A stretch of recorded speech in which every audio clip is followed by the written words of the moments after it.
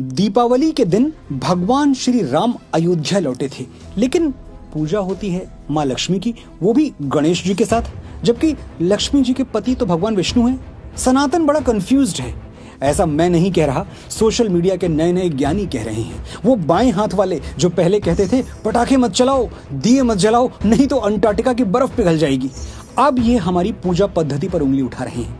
आइए tool kit वालों को बताते हैं कि सनातन कंफ्यूज नहीं, कॉन्क्रीट है। सनातन के त्योहार किसी एक कहानी, किसी एक कैरेक्टर तक सीमित नहीं है। हर युग में अलग अलग घटनाएं हमारे त्योहारों से जुड़ती रहीं और सनातन का आभा मंडल विशाल से विराट होता चला गया। दीपावली का इतिहास भी सतयुग से शुरू होता है। सतयुग में देवताओं और दानवों ने मिलकर समुद्र मंथन किया। इस सागर मंथन से अमृत और विष के साथ कुल 14 रत्न निकले थे। माता लक्ष्मी इन्हीं 14 रत्नों में से एक थी। लक्ष्मी जी कार्तिक अमावस्या के दिन समुद्र से प्रकट हुई थी, इसलिए हर साल इसी तिथि पर माता लक्ष्मी की पूजा की जाने लगी, जो आज तक जारी है। दीपावली आज भी कार्तिक अमावस्या को ही मनाई जाती है। ये माँ लक्ष्मी का एक तरह से जन्मोत्सव है। अच्छा, संजोग देखिए, त्रेता युग में जब श्री राम रावण को मार के लंका से अयोध्या वापस लौटे और अयोध्या ने दीप जलाकर उनका स्वागत किया, वो भी कार्तिक अमावस्या का ही दिन था। क्योंकि श्री राम का स्वागत दीप मालाओं से हुआ था, तो उनकी वापसी का उत्सव दीपावली के नाम से प्रसिद्ध हो गया। दीप यानी दिए और आवली यानी पंक्ति। दीपावली यानी एक पंक्ति में, एक कतार में जलते हुए अनगिनत दिए। तो ये समझ में आ गया कि दीपावली पर दिए श्री राम की वापसी का उत्सव मनाने के लिए जलाए जाते हैं, और लक्ष्मी पूजन इसलिए होता है कि ये दिन माँ लक्ष्मी के अवतरण का भी दिन है। एक सवाल अब भी रह गया कि माँ लक्ष्मी तो भगवान विष्णु की पत्नी है, फिर उनके साथ गणेश जी की पूजा क्यों की जाती है? दिवाली पर गणेश लक्ष्मी पूजन क्यों?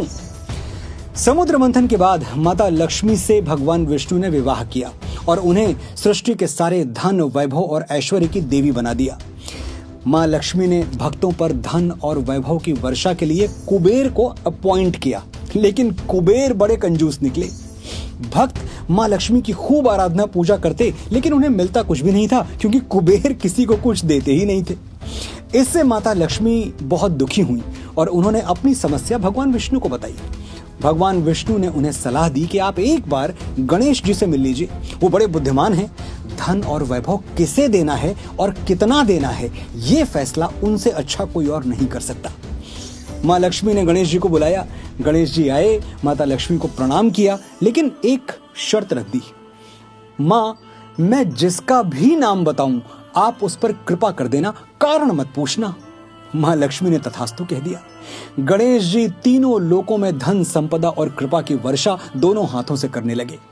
तो दीपावली पर लक्ष्मी पूजन इसलिए किया जाता है कि माँ लक्ष्मी धन संपदा दें, लेकिन माँ धन उसी को देंगी जिसको गणेश जी कहेंगे। इसलिए गणेश जी की पूजा भी लक्ष्मी जी के साथ होने लगी। ये है दीपोत्सव और गणेश लक्ष्मी पूजन की वो कथा जिसे अनपढ़ लिबरल्स न जानते हैं और न जानना चाहते हैं।